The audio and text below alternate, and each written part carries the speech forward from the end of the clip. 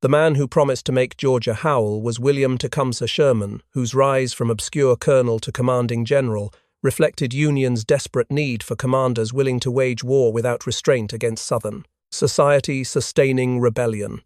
His mental collapse in Kentucky during 1861, when newspapers reported his nervous breakdown and predicted his military career was finished, seemed to confirm doubts about his stability, but his recovery and subsequent victories demonstrated that his intensity was strategic asset rather than liability when properly directed.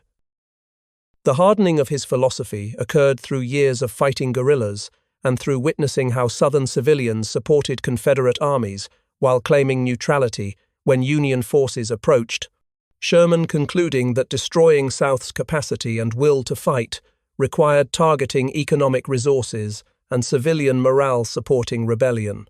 Total war is only way to end. Rebellion became Sherman's conviction after conventional military victories failed to produce Confederate surrender. His belief that war must be made so terrible that Southern populations would demand peace rather than supporting continued resistance. His philosophy evolved from traditional military thinking, emphasizing battles between armies, to modern conception of war as contest between entire societies, where civilian populations' will to continue fighting mattered as much as armies' tactical capabilities. Sherman recognized that Confederacy's ability to continue fighting depended on Southern society's continued support for rebellion and on economic infrastructure producing supplies that Confederate armies needed, making civilian resources and morale legitimate military targets whose destruction would shorten war by eliminating Confederacy's capacity for sustained resistance. To make Georgia howl was Sherman's promise that his operations would inflict suffering on Southern civilians sufficient to break their will to support Confederate cause, his rhetoric deliberately designed to terrify populations while warning them that continued resistance would bring destruction to their communities.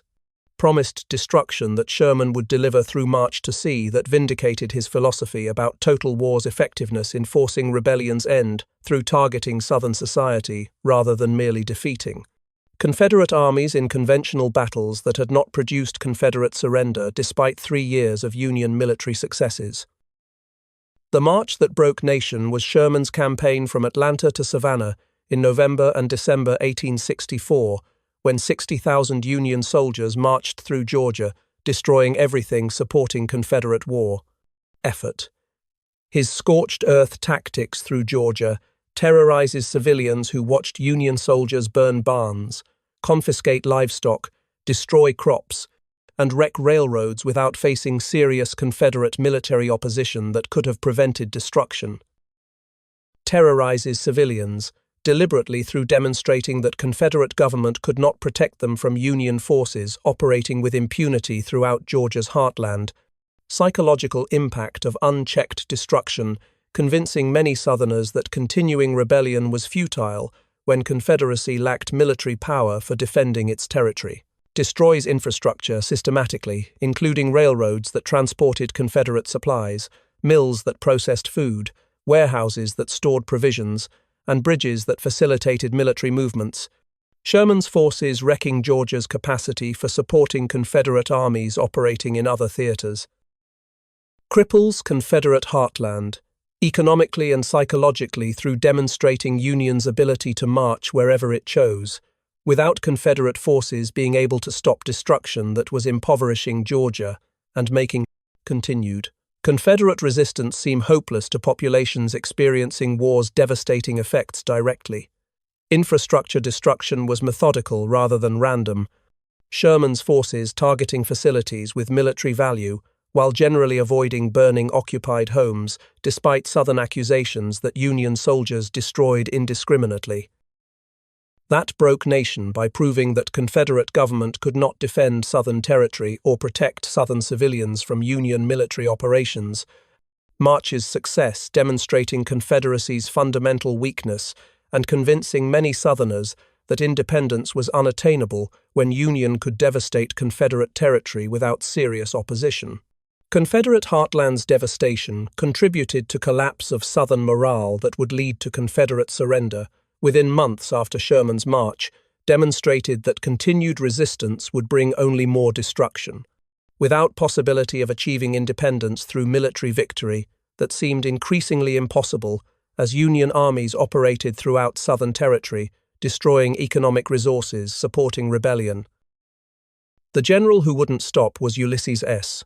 Grant, whose relentless overland campaign in spring and summer 1864 demonstrated fundamentally different approach to warfare than previous Union commanders had employed against Robert E. Lee's Army of Northern Virginia. Grant's grinding campaign shocks South through his refusal to retreat after tactical defeats that had caused previous Union commanders to withdraw and reorganize, his determination to maintain pressure on Lee, regardless of casualties or tactical setbacks, demonstrating new Union strategy of continuous offensive operations. He trades casualties at rates no other commander dared by accepting that defeating Lee required sustaining losses that Union could replace while Confederacy could not.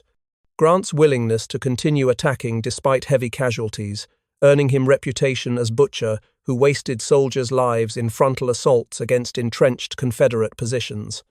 At rates shocking even to Union public accustomed to war's casualties, Grant's overland campaign cost over 50,000 Union casualties in 6 weeks of continuous fighting from Wilderness through Cold Harbor, losses that previous commanders would have considered prohibitive, but that Grant accepted as necessary for destroying Lee's army through attrition. No other commander dared to continue offensive operations after suffering casualties comparable to what Grant accepted during overland campaign. Previous Union generals, typically withdrawing after major battles to rest and reorganize before resuming operations, dared to accept because Grant understood that Union's superior resources allowed it to sustain casualty rates that would destroy Confederate capacity for resistance if maintained long enough. His strategy, recognizing that war would be won through exhausting Confederate military manpower rather than through achieving decisive tactical victories in single battles, wouldn't stop attacking regardless of tactical outcomes or casualty counts, distinguished Grant from predecessors who had allowed Lee to recover after battles, Grant's continuous pressure preventing Confederate forces from resting or rebuilding strength between engagements. South's shock at Grant's relentlessness reflected their recognition that new Union commander would not be deterred by tactical defeats or by casualty counts that had stopped previous Union offensives, making Grant more dangerous opponent than Lee had faced previously, despite Grant's tactical errors during overland campaign that Lee exploited without achieving strategic success of forcing Grant to abandon offensive operations. The siege that strangled Vicksburg was Grant's campaign in spring and summer 1863 to capture Confederate stronghold controlling Mississippi River, whose possession was essential for Union's strategic objective of splitting Confederacy geographically. Traps 30,000 Confederates inside fortified city after failed assaults convinced Grant that siege was more effective approach than costly frontal attacks against strong defensive positions. His decision to starve garrison into submission, demonstrating willingness to accept slow, methodical approach when circumstances made it more effective than aggressive tactics. Starve city into surrender through cutting all supply routes and through bombarding defensive positions continuously while waiting for hunger and disease to break Confederate will to resist. Siege lasting 47 days before Confederate commander John Pemberton surrendered garrison that could no longer sustain resistance. Into surrender on July 4, 1863, after Confederate soldiers and civilians had endured weeks of near starvation and constant bombardment, their capitulation giving Union control of Mississippi River and splitting Confederacy into two disconnected parts. Confederate officers label him butcher for siege tactics that inflicted suffering on military and civilian populations trapped inside Vicksburg without possibility of escape or relief, their characterization reflecting Southern perception that Grant's methods violated civilized warfare norms by deliberately starving non-combatants. Label him based on casualties Grant had accepted during failed assault attempts before implementing siege, and based on suffering that siege inflicted on trapped populations. Confederate propaganda portraying Grant as ruthless commander, willing to employ any methods for achieving military objectives regardless of humanitarian costs. The Butcher became Confederate nickname for Grant, whose reputation for accepting high casualties and for employing harsh siege tactics made him feared opponent, their characterization serving both as accurate description of his willingness to sustain losses and as propaganda attempting to demoralize. Union soldiers serving under commander portrayed as indifferent to their suffering. Vicksburg's fall was a turning point in Western theater that demonstrated Grant's strategic skill and that earned him command of all Union armies, despite his reputation for costly tactics, his success vindicating methods that critics condemned as butchery, but that produced results previous commanders had not achieved through more cautious approaches. The cavalry commander who burned Valley was Philip Sheridan, whose Shenandoah Valley campaign in autumn 1864 implemented Grant's orders to destroy agricultural resources that had made Valley crucial Confederate supply source. Sheridan's raids in Valley leave 75-mile stretch of Virginia in smoking ruin through systematic destruction of barns containing harvested crops, mills processing grain, livestock that could feed Confederate armies, and any infrastructure supporting Valley's agricultural productivity. In Valley, that had served as Confederate breadbasket and as invasion route for Confederate offensives into Maryland and Pennsylvania, Sheridan's destruction was designed to eliminate both threats by making Valley incapable of supporting military operations or of providing food for Confederate armies operating in Virginia, leave smoking ruin across landscape that had been prosperous agricultural region before Sheridan's forces systematically destroyed everything with military value, their thoroughness, ensuring that Valley could not quickly recover capacity for supporting Confederate war effort. 75 miles of devastation from Winchester to Staunton, where Sheridan's cavalry destroyed or confiscated everything edible or burnable, creating wasteland that could no longer sustain Confederate operations or feed Confederate armies that had depended on Valley's agricultural output.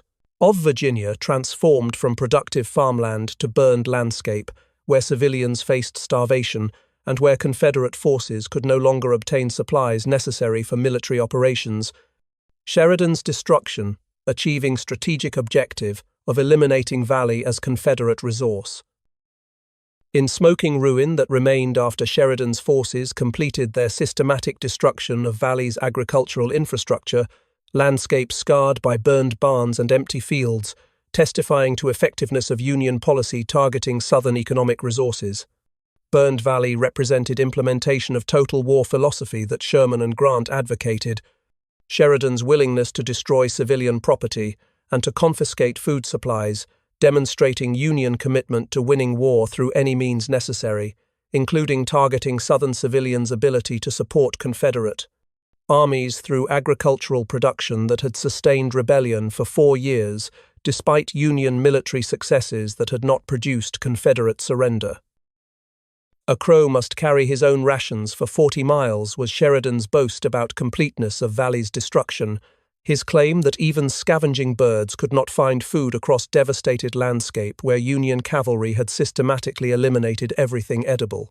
Confederates call it extermination because Sheridan's thoroughness in destroying agricultural resources threatened civilian population survival through winter, when stored food and livestock normally sustained Valley residents, until spring planting. Call it extermination, reflecting their belief that Sheridan's campaign targeted civilian populations deliberately through destroying means of survival, Confederate propaganda portraying Valley burning as war crime against non-combatants who were being starved as military strategy. Extermination was rhetorical exaggeration, because Sheridan's forces generally avoided directly killing civilians while destroying property and confiscating supplies, but term captured Confederate perception that Union tactics aimed at eliminating Southern population's capacity for supporting rebellion through any means including starvation.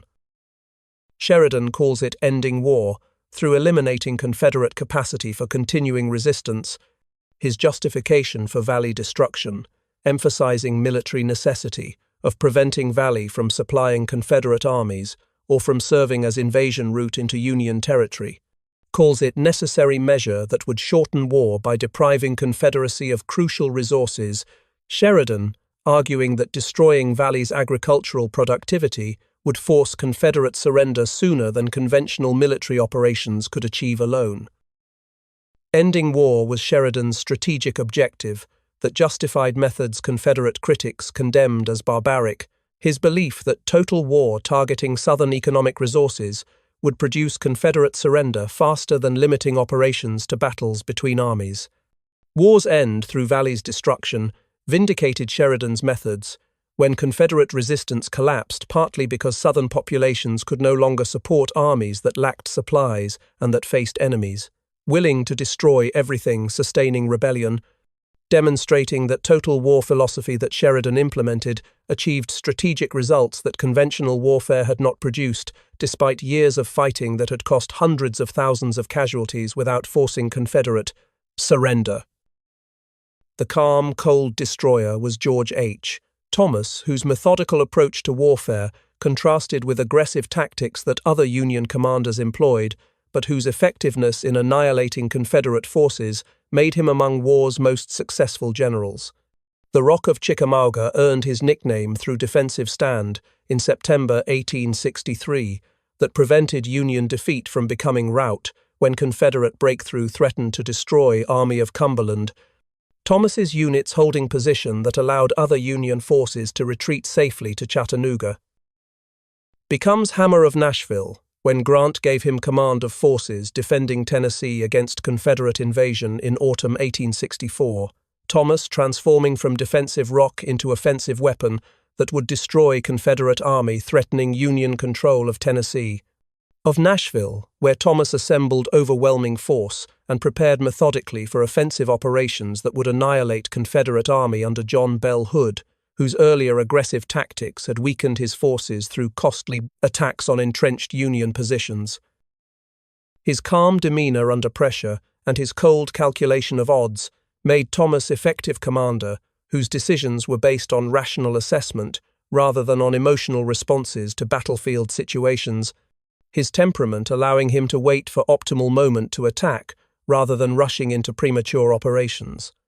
Cold in sense of being unemotional about inflicting casualties necessary for achieving military objectives, Thomas's willingness to destroy Confederate forces completely rather than merely defeating them demonstrated ruthless efficiency that made him devastating opponent. Destroyer characterized Thomas's approach to warfare, where he methodically prepared overwhelming force, then unleashed it in coordinated attacks that left enemies no opportunity for escape or recovery, his thoroughness ensuring that victories were complete rather than partial. Thomas's reputation as calm commander masked his capacity for systematic destruction of enemy forces, when circumstances allowed him to employ his preferred methods of careful preparation followed by overwhelming assault, making him among Union's most effective generals, despite receiving less recognition than more flamboyant commanders whose aggressive styles attracted more public attention. The annihilation of Hood's army occurred in December 1864, when Thomas attacked Confederate forces besieging Nashville with overwhelming force that destroyed Hood's army as effective military organization. Thomas destroys entire Confederate force in 2 days of fighting on December 15th and 16th, when coordinated Union assaults shattered Confederate defensive positions and when pursuit of broken Confederate forces prevented them from rallying or escaping intact to fight again. In 2 days that transformed Hood's army from force of nearly 40,000 men into disorganized fugitives fleeing south toward Alabama, Thomas's offensive demonstrating devastating effectiveness of overwhelming force properly applied against overextended enemy. 2 days of systematic destruction, beginning with coordinated assaults on Confederate flanks, followed by pursuit that prevented Confederate forces from establishing new defensive positions where they might have rallied resistance. A massacre disguised as strategy was how some observers characterized battle where Union advantages in numbers and position made outcome nearly certain once Thomas attacked, his methodical approach ensuring that Confederate army would be destroyed rather than merely defeated. Disguised as strategy, in sense that Thomas's careful planning and overwhelming force made victory seem inevitable rather than uncertain, battle appearing more like execution than like contest between comparable forces. As strategy that Thomas employed reflected his understanding that war could be shortened through completely destroying Confederate armies rather than through winning tactical victories that left enemy forces capable of continued resistance. His annihilation of Hood's army, demonstrating effectiveness of using overwhelming force decisively when circumstances permitted. Massacre characterized Confederate perspective on battle, where their overmatched forces were systematically destroyed by Union attacks they could not resist effectively. Thomas's thoroughness in pursuing broken Confederate forces, ensuring that Hood's army was eliminated as military threat rather than being allowed to escape and rebuild for future operations threatening Union control of Tennessee. Beast Butler and occupation of New Orleans began in May 1862 when Benjamin Butler assumed command of Union forces controlling Louisiana's largest city, whose capture had given Union control of Mississippi, river's mouth. His iron-fisted rule includes Order No. 28, declaring that women who insulted Union soldiers would be treated as prostitutes, executions of civilians accused of collaboration with Confederacy, and uncompromising martial law that suppressed any resistance to Union authority through harsh punishments. Includes controversial Order 28, issued after New Orleans. Women publicly insulted Union soldiers by spitting on them and by dumping chamber pots on their heads.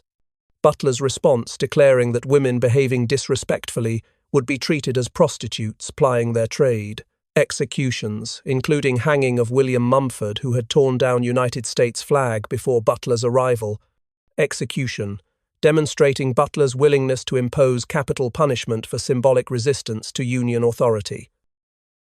Uncompromising martial law that suppressed Confederate sympathizers through arrests, property confiscation, and threat of execution for anyone aiding rebellion. Butler's policies creating climate of fear that prevented organized resistance, but that earned him hatred from Southern populations. Martial law enforced through military tribunals that tried civilians for political crimes. Butler's system bypassing normal legal procedures in favor of summary justice that punished resistance swiftly. Iron-fisted characterized Butler's governance style that prioritized maintaining order over respecting civilian rights. His belief that occupation required harsh measures, preventing population from supporting Confederate military operations or from undermining Union authority through resistance.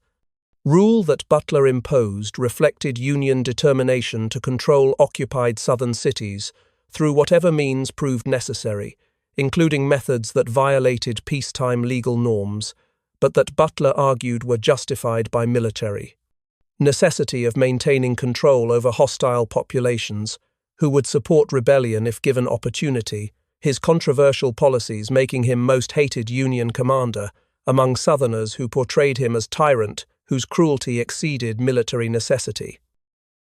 The most hated man in Dixie was title Southerners bestowed on Benjamin Butler, whose harsh governance of New Orleans and whose alleged personal corruption made him symbol of Union oppression.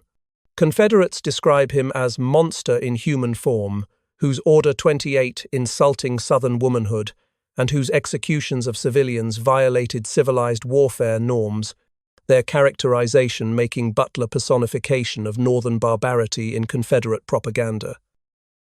As monster reflecting Confederate outrage at Butler's policies and at his personal appearance and mannerisms that they mocked while denouncing his governance methods, combination of policy disagreements and personal hatred making Butler uniquely despised among Union commanders.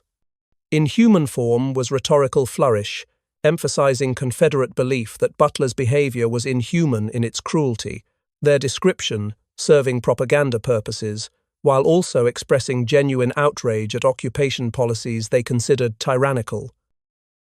Yet his measures hold city without large-scale rebellion, despite New Orleans' population's Confederate sympathies, and despite their hatred for Butler, whose harsh governance prevented organized resistance that might have required larger Union garrison, or that might have diverted troops needed for operations elsewhere. Without large-scale rebellion demonstrated effectiveness of Butler's harsh methods in maintaining control over hostile population through creating fear that resistance would bring swift punishment, his success vindicating controversial policies, despite criticism from both Confederate opponents and from Union observers who questioned whether his methods were necessary or appropriate. Hold city through combination of harsh punishments for resistance, efficient administration that restored some municipal services, and economic policies that provided employment and food supplies, preventing starvation that might have triggered desperate uprising. His measures that Confederates condemned as tyrannical actually succeeded in maintaining Union control over important city, whose population remained hostile, but whose resistance was suppressed through Butler's willingness to employ methods that more scrupulous commanders might have rejected, demonstrating that occupation of hostile territory sometimes required harsh governance that violated peacetime standards, but that achieved military objective of maintaining control without requiring excessive military force. The man who threw men into hell was Ambrose Burnside, whose command of Army of Potomac lasted only months, but whose tactical decisions at Fredericksburg in December 1862 produced one of Union's worst defeats. Fredericksburg earns Burnside label as Butcher of Rappahannock through his orders for repeated frontal assaults against entrenched Confederate positions on heights above town, attacks that accomplished nothing except producing over 12,000 Union casualties against well-prepared defenders. Butcher of Rappahannock became Burnside's nickname after battle, where his tactical decisions sent Union infantry across open ground into devastating Confederate fire from protected positions, casualties mounting without achieving any breakthrough that might have justified continued attacks. Of Rappahannock River, where Burnside had positioned his forces before ordering assaults that subordinate officers warned would fail, but that Burnside ordered anyway despite recognizing that Confederate defensive positions were nearly impregnable. Label reflecting Union soldiers and officers' judgment that Burnside's tactics wasted lives in futile assaults that any competent commander should have recognized were doomed before first troops crossed killing ground below. Confederate positions on Maria's Heights. Earns through ordering wave after wave of Union infantry to attack Stone Wall, behind which Confederate infantry delivered volley fire that slaughtered attackers before they could reach defensive positions. Burnside's persistence in ordering additional assaults after initial attacks had clearly failed, demonstrating tactical incompetence that cost thousands of lives. Into Hell characterized Union soldiers' experience assaulting Confederate positions at Fredericksburg, where defensive fire was so intense that reaching Confederate lines was nearly impossible, and where ground was covered with Union casualties from previous assault waves. Threw men by ordering attacks that he knew would produce heavy casualties without reasonable expectation of success. His decisions at Fredericksburg representing tactical failure that ended his command of Army of Potomac, and that made him symbol of Union commanders whose incompetence wasted soldiers' lives in poorly planned operations against superior Confederate positions. The crater was tragedy born from terror when Union forces exploded mine beneath Confederate fortifications at Petersburg in July 1864, creating opportunity that Burnside's tactical failures transformed into disaster. His mine explosion creates pit of death when detonation killed hundreds of Confederate soldiers and created crater 30 feet deep and nearly 200 feet long, opening gap in Confederate lines that proper exploitation might have produced breakthrough. Creates pit into which Union troops advanced without adequate planning or coordination, confused soldiers crowding into crater rather than moving around it to exploit gap in Confederate lines, their tactical errors giving Confederates time to organize counterattack. Of death, when Confederate forces rallied and fired into crater where Union troops were trapped below ground level, turning what should have been Union advantage into killing ground, where soldiers could not effectively return fire or escape. His decisions turn explosion into bloodiest mistakes through his failure to ensure that assault troops were properly trained, and through his last-minute change in which division would lead attack, substituting inexperienced troops for division that had trained specifically for operation. Turn it into disaster when initial success created by explosion was squandered through poor leadership and through tactical decisions that sent troops into crater rather than around it. Burnside's failure to supervise operation properly, resulting in over 4,000 Union casualties, including entire division of United States colored troops, who were massacred when Confederates recaptured crater. One of war's bloodiest mistakes resulted from combination of good engineering, creating successful mine explosion, and terrible tactics transforming opportunity into catastrophe. Burnside's responsibility for tactical failures making crater another example of his incompetence producing unnecessary casualties. Born from terror that mine explosion should have created among Confederate defenders, was transformed into terror experienced by Union troops trapped in crater facing Confederate counterattack. Tragic reversal demonstrating how poor leadership could transform promising operation into disaster, costing thousands of lives without achieving any strategic or tactical benefit. The general who declared war on civilians was John Pope, whose command in Virginia during summer 1862 included issuing orders threatening harsh punishment for civilian populations, supporting Confederate military operations or guerrilla activities. Issues General Order No. 5, threatening executions for guerrilla activity and for civilian support of irregular forces, attacking Union troops or destroying Union property. Pope's orders attempting to suppress partisan warfare through making civilian populations responsible for preventing guerrilla operations in their areas. Threatening executions of civilians who aided guerrillas or who failed to prevent partisan attacks on Union forces in their communities. Pope's orders extended military justice to non-combatants in ways that violated traditional warfare norms, distinguishing between soldiers and civilians. For guerrilla activity that was increasing in Virginia as Confederate irregular forces harassed Union supply lines and communications, Pope's orders were designed to deter partisan warfare through making civilians fear that Union would retaliate against communities where guerrillas operated. General order attempting to suppress irregular warfare through collective punishment of civilian populations, threatening that communities would be held responsible for guerrilla attacks occurring in their areas, and that civilians who aided partisans would face military tribunals and possible execution. No. 5 was particularly controversial because it threatened to execute civilians who had not directly participated in combat, but who had provided food, shelter, or information to Confederate guerrillas. Pope's expansion of military justice to non-combatants exceeding what previous Union commanders had attempted. On civilians, who Pope argued were legitimate military targets when they supported irregular forces attacking Union troops or destroying Union property, his orders reflecting frustration with guerrilla warfare that conventional military operations could not suppress effectively.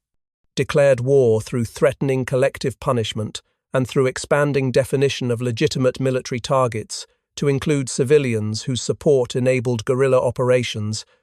Pope's orders establishing precedent for harsh measures against Southern populations that other Union commanders would employ later in war when suppressing partisan activity through conventional means proved impossible. Pope the Beast in Western theater became Confederate nickname for general, whose orders threatening civilian populations made him hated throughout South, even before his military defeat at Second Bull Run ended his brief command in Virginia. His policies terrify Southern civilians through demonstrating Union willingness to execute non-combatants accused of supporting guerrillas and through threatening collective punishment of communities where partisan activities occurred. Pope's orders creating fear that exceeded actual enforcement, which was limited despite threatening rhetoric.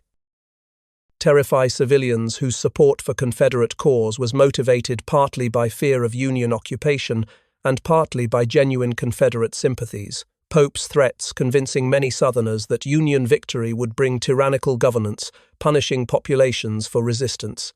Southern civilians feared that Pope's policies would be implemented widely if Union won war, making his orders effective, Confederate propaganda, demonstrating Northern barbarity.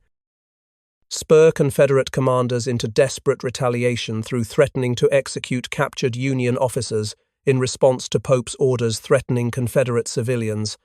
Escalating cycle of threats, creating danger that both sides would begin executing prisoners in retaliation for enemies' harsh policies, into desperate measures that Confederate commanders threatened but generally did not implement, despite rhetoric matching Pope's threats. Both sides recognizing that actually executing prisoners or civilians would trigger responses making war even more brutal. Retaliation that remained mostly rhetorical because neither side wanted to escalate to actual execution of prisoners, but Pope's orders established precedent for harsh policies targeting civilians that would be implemented more systematically later in war. In Western theater, where Pope served before his Virginia assignment, his controversial orders had already earned him Confederate hatred that intensified after his Virginia policies threatened civilians more explicitly, making him symbol of Union willingness to wage total war against Southern society, rather than limiting operations to battles between armies, respecting traditional distinctions between combatants and non-combatants. The raider with no brakes was James H. Wilson, whose cavalry operations in Alabama and Georgia during war's final months demonstrated how mobile forces could systematically destroy Confederate industrial capacity and infrastructure. Wilson's cavalry tears through Alabama and Georgia with industrial precision during March and April 1865, when his 13,000 cavalrymen conducted most successful cavalry raid of entire war, destroying Confederate war industries and transportation networks that had sustained rebel armies. Through Alabama destroying ironworks, foundries, and factories that produced weapons and ammunition for Confederate forces, Wilson's systematic approach to economic warfare, demonstrating effectiveness of targeting industrial capacity rather than merely fighting Confederate armies. With industrial precision characterized Wilson's methodical destruction of specific targets rather than random burning, his forces identifying and destroying facilities with military value, while generally avoiding unnecessary destruction of civilian property. And Georgia, where Wilson's cavalry continued operations, destroying railroads and supply depots after capturing Selma, their systematic approach to infrastructure destruction, crippling Confederate capacity for sustaining military operations in final weeks of war. Tears through, suggesting both speed of Wilson's advance and thoroughness of destruction, his forces inflicted on Confederate industrial and transportation infrastructure, cavalry operations covering hundreds of miles, while destroying numerous targets. Precision in selecting targets and in executing destruction efficiently made Wilson's raid more effective than earlier cavalry operations that had focused on creating chaos rather than on systematically eliminating specific Confederate capabilities. No breaks characterized Wilson's relentless advance that Confederate forces could not stop or slow significantly. His well-equipped and well-led cavalry overwhelming weak Confederate resistance while destroying industrial facilities and infrastructure that had supported rebellion, demonstrating that aggressive, well-planned cavalry operations could achieve strategic effects exceeding what previous cavalry raids had accomplished through less systematic approaches. The fall of Selma occurred on April 2, 1865, when Wilson's cavalry assaulted Alabama City, that was one of Confederacy's last remaining industrial centers, producing artillery, ammunition, and other military supplies. His assault crushes one of Confederacy's last industrial centers through coordinated attack, overwhelming undermanned Confederate defenses, protecting foundries and arsenals that had sustained Confederate war effort in Western theater. Crushes suggesting both speed of Wilson's victory and completeness of destruction, his forces inflicted on Selma's war industries. After capturing city, cavalrymen systematically destroying facilities that could have continued producing military supplies if left intact. One of last industrial centers remaining to Confederacy after Union had captured or destroyed most Southern manufacturing capacity, Selma's fall, eliminating crucial source of artillery and ammunition that Confederate forces desperately needed. With brutality that earns Wilson fearsome reputation among Confederates, who portrayed his raid as war crime against defenseless city, though Wilson's forces generally focused destruction on military targets rather than engaging in indiscriminate burning. Earns fearsome reputation through combination of tactical success in capturing well-defended city and through thoroughness in destroying industrial facilities, Wilson's raid demonstrating Union's overwhelming military superiority in war's final months. Him, as ruthless commander, willing to employ aggressive tactics and to destroy Confederate property without hesitation when military objectives required such destruction, his reputation serving Union strategic purposes by demoralizing Confederate forces who recognized they could not defend remaining territory against Union cavalry operating with impunity. Fearsome to Confederates who witnessed Wilson's systematic destruction of Selma's industrial capacity, represented destruction of last significant Confederate manufacturing center in Deep South. His raid's success demonstrating that continued Confederate military resistance was futile, when Union forces could destroy remaining industrial infrastructure supporting rebel armies. The politician general with taste for fire was Nathaniel Banks, whose military career combined political connections that earned him high command despite limited military experience, with willingness to employ harsh measures against Confederate civilians and property. Banks burns plantations whose owners supported Confederate cause or whose properties could sustain Confederate military operations, his destruction targeting Southern economic resources supporting rebellion. Seizes crops that could feed Confederate armies, or that represented wealth supporting Southern planter class, whose political power had driven secession. Banks's economic warfare, designed to impoverish South while denying resources to Confederate forces, punishes anyone aiding Confederacy through property confiscation, arrests, and destruction of assets belonging to civilians accused of supporting rebellion through providing supplies or information to Confederate forces. Anyone aiding rebellion broadly defined to include most wealthy Southerners whose property and crops Banks confiscated or destroyed, regardless of whether owners had actively supported Confederate military operations. His policies targeting Southern elite whose economic power had sustained political support for secession. Taste for fire characterized Banks's enthusiasm for destroying Southern property when military operations provided opportunities, his willingness to burn plantations and crops exceeding what military necessity strictly required. For fire suggesting Banks enjoyed destruction, or at least did not hesitate to employ it when circumstances allowed, his reputation for harsh measures against Southern property and civilians, making him hated among Southerners who portrayed him as vandal. Politician general indicated Banks's military position resulted from political connections rather than from military experience, or demonstrated tactical skill, his appointment reflecting Lincoln's need to balance military and political considerations when selecting commanders, Banks's limited military capabilities being compensated partly through his willingness to employ total war methods against Southern economic resources. The Red River disaster was Banks's failed campaign in Louisiana during spring 1864, when his advance up Red River toward Shreveport ended in tactical defeat and logistical failure, requiring humiliating retreat.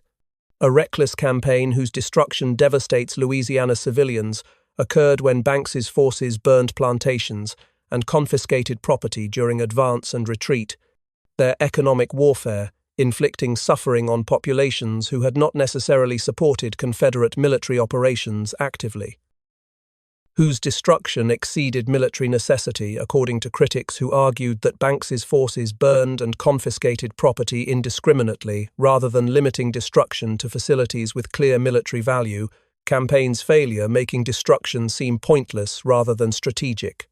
Devastates Louisiana through combination of deliberate Union destruction of property and through disruption of agricultural production when Union forces confiscated crops and livestock, creating food shortages that would persist after Banks's retreat.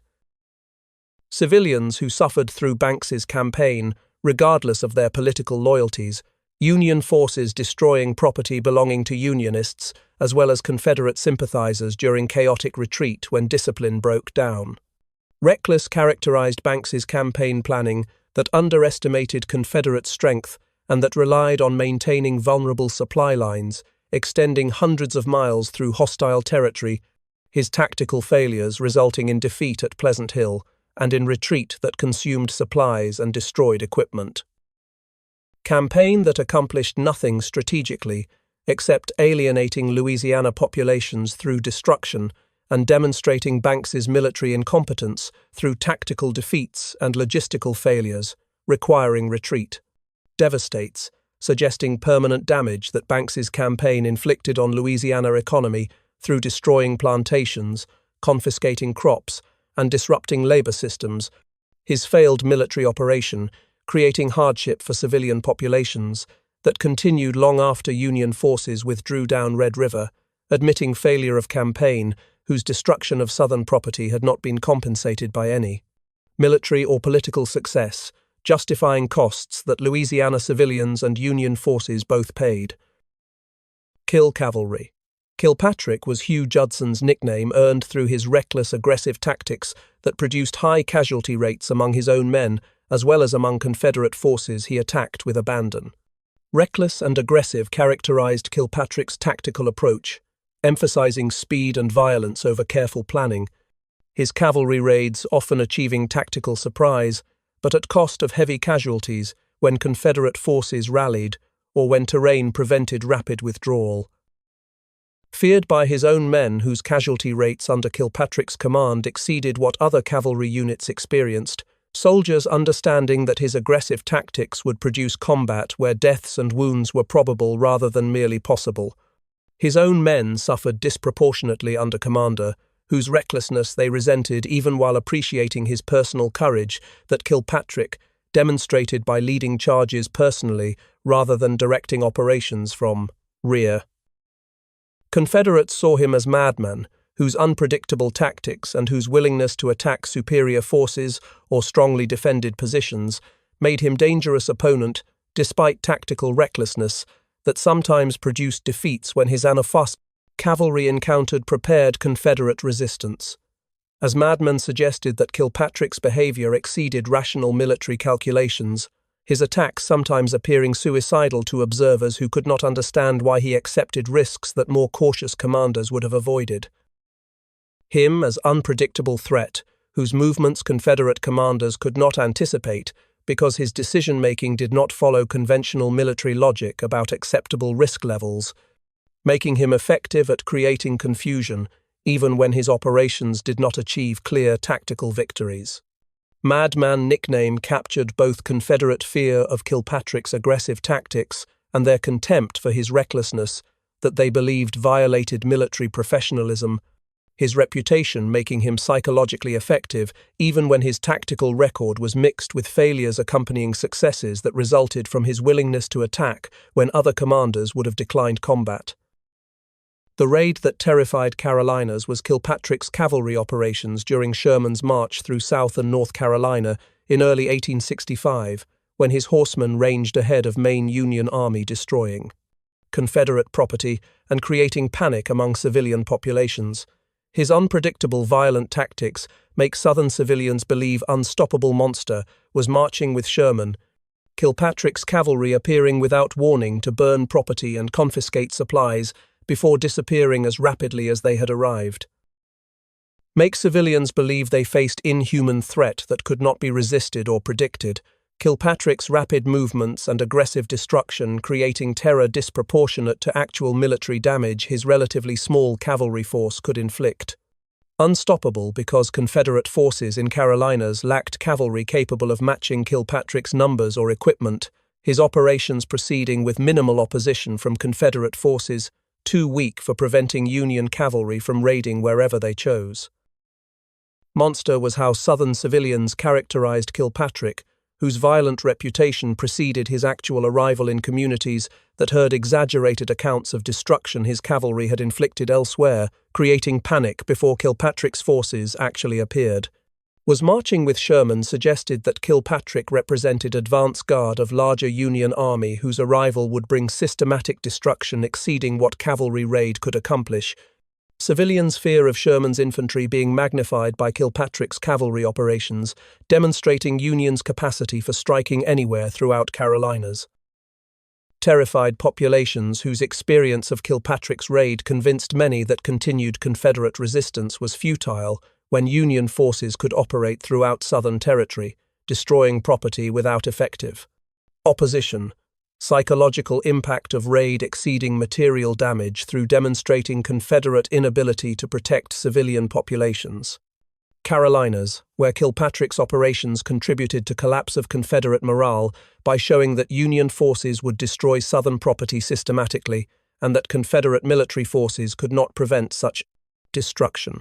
His raid serving strategic purpose of demoralizing Southern populations while demonstrating Union's overwhelming military superiority in war's final months. Monsters, or men who ended war, becomes central question when evaluating Union commanders whose harsh tactics against Southern civilians and property contributed to Confederate defeat.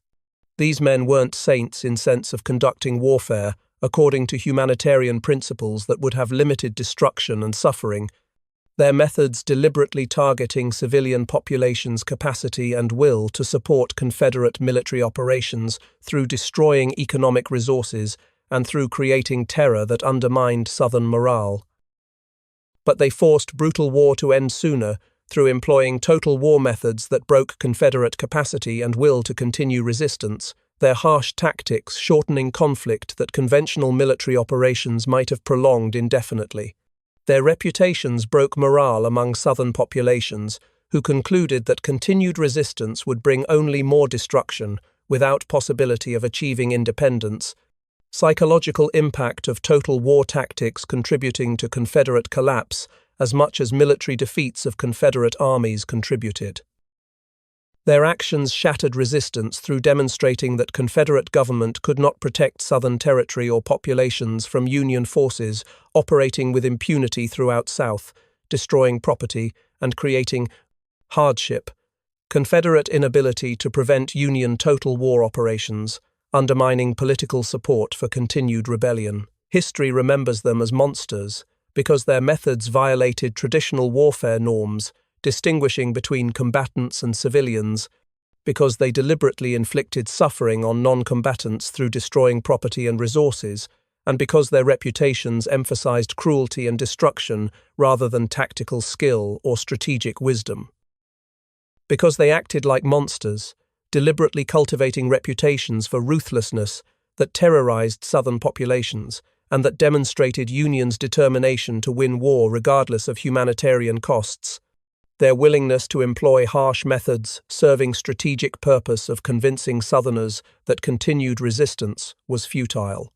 To end something far worse justified their tactics according to their own moral calculus that total war's brutality was preferable to prolonged conventional war that would have killed more soldiers and that might have ended with negotiated peace preserving slavery, making their harsh methods defensible despite violating humanitarian principles if consequences included ending rebellion and slavery faster than conventional warfare would have achieved those objectives. Thanks so much for watching. If you enjoyed this story, hit that like button, subscribe, and drop a positive comment below. It really helps the channel grow and keeps these stories coming.